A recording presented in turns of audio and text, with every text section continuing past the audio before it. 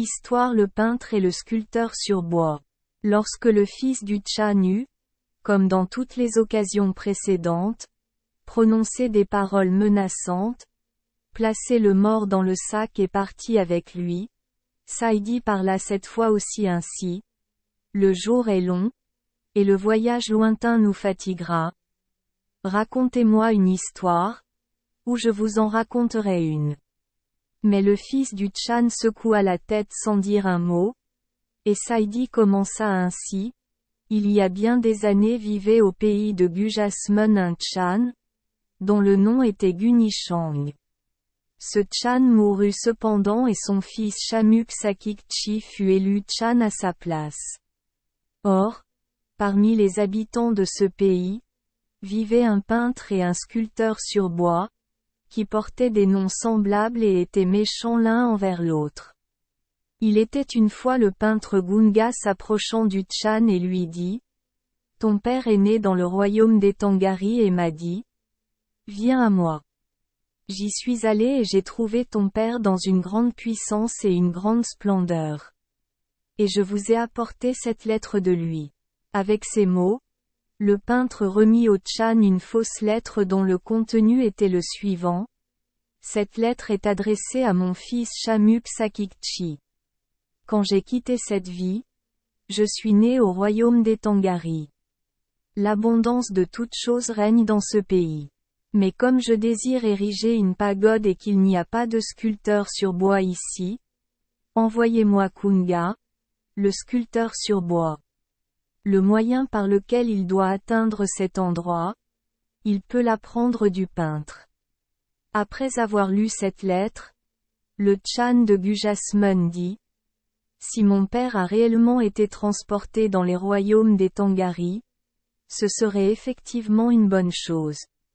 Appelez ici le sculpteur sur bois. Le sculpteur sur bois fut appelé et comparut devant le Chan, et le Chan lui dit: Mon père a été transporté dans les royaumes des Tangari.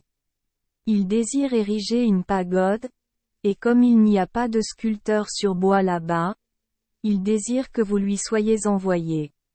Avec ces mots, le Chan montra la fausse lettre, et après l'avoir lue, le sculpteur sur bois se dit: Bien sûr, Gunga, le peintre, m'a joué ce tour. Mais j'essaierai si je ne parviens pas à l'atteindre. Pensant ainsi, il demanda au peintre: Par quel moyen puis-je atteindre le royaume des Tangari? À ces mots, le peintre répondit: Quand tu auras préparé tous tes outils et instruments de commerce, alors place-toi sur un tas de fagots, et quand tu auras chanté des chants de réjouissance et mis le feu au tas de fagots, tu mourras ainsi. Tu pourras atteindre le royaume des Tangari. Ainsi parla-t-il, et à partir de ce moment la 7e nuit fut fixée pour le départ du sculpteur en voyage. Lorsque le sculpteur sur bois revint chez sa femme, il lui dit ces mots: Le peintre a conçu du mal dans son esprit contre moi. Pourtant, je vais essayer de l'atteindre.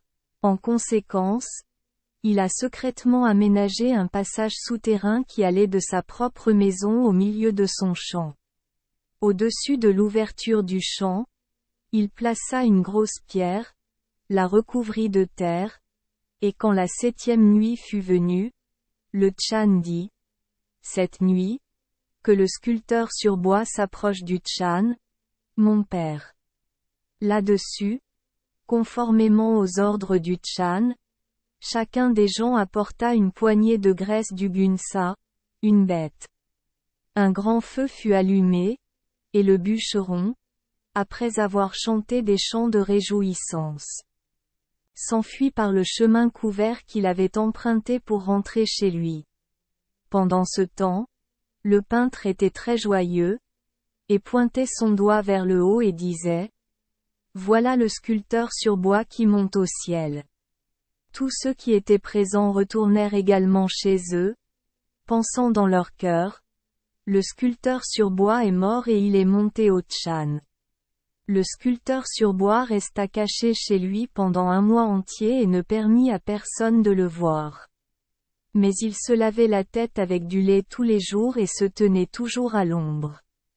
Après cela, il enfila un vêtement de soie blanche et écrivit une lettre dans laquelle se trouvaient les mots suivants. Cette lettre est adressée à mon fils Shamuk-Sakikchi. Que tu gouvernes le royaume en paix. C'est très bien. Puisque ton sculpteur sur bois a achevé son œuvre, il faut qu'il soit récompensé selon ses mérites. Puisque d'ailleurs pour la décoration de la pagode il faut beaucoup de peinture colorée, envoie-moi le peintre, comme tu as déjà envoyé cet homme. Le sculpteur sur bois s'est alors approché du Chan avec cette lettre. Quoi? S'écria le Chan. Es-tu revenu du royaume des Tangari? Le sculpteur sur bois lui remit la lettre et dit. J'ai effectivement été dans le royaume des Tangari, et j'en suis revenu chez moi. Le Chan fut très heureux en entendant cela et récompensa le sculpteur sur bois avec des cadeaux coûteux. Puisque le peintre est maintenant requis, dit le Chan, pour peindre la pagode, qu'il soit maintenant appelé devant moi. Le peintre s'approcha en conséquence, et quand il aperçut le sculpteur sur bois, blond, vêtu de robe blanche brillante et décoré de cadeaux, il se dit, alors il n'est pas mort. Et le Chan remit au peintre la fausse lettre, avec le sceau dessus, et dit, tu dois partir maintenant. Et quand arriva la 7e nuit à partir de ce moment-là, le peuple s'avança comme auparavant avec une contribution de la graisse du gunsa. Et au milieu du champ un tas de fagots fut allumé. Le peintre s'assit au milieu du feu, avec son matériel de peinture, une lettre et des cadeaux d'honneur pour le Chan Gunichang, et chanta des chants de réjouissance. Et comme le feu devenait de plus en plus intolérable, il éleva la voix et poussa des cris perçants. Mais le bruit des instruments maîtrisa sa voix, et enfin le feu le consuma. Il a été bien récompensé, s'exclama le fils du Chan. Souverain du destin, tu as prononcé des mots. Et c'est Sarwala Misdu Jakzang. Ainsi parla Saidi, et il jaillit du sac dans les airs. Ainsi la 8e relation de Saidi traite du peintre et du sculpteur sur bois. Suivant X. Merci les enfants des Esperluette Croisillon 39. Avoir écouté des contes de fées au jour Esperluette Croisillon 39. 8. Espérons que les histoires apporteront aux enfants des moments heureux et significatifs. Si vous aimez notre chaîne, veuillez appuyer sur le bouton S Esperluette Croisillon 39. Abonner, pour ne manquer aucune histoire intéressante. Je vous souhaite une bonne nuit de sommeil et de beaux rêves. Rendez-vous dans la prochaine histoire.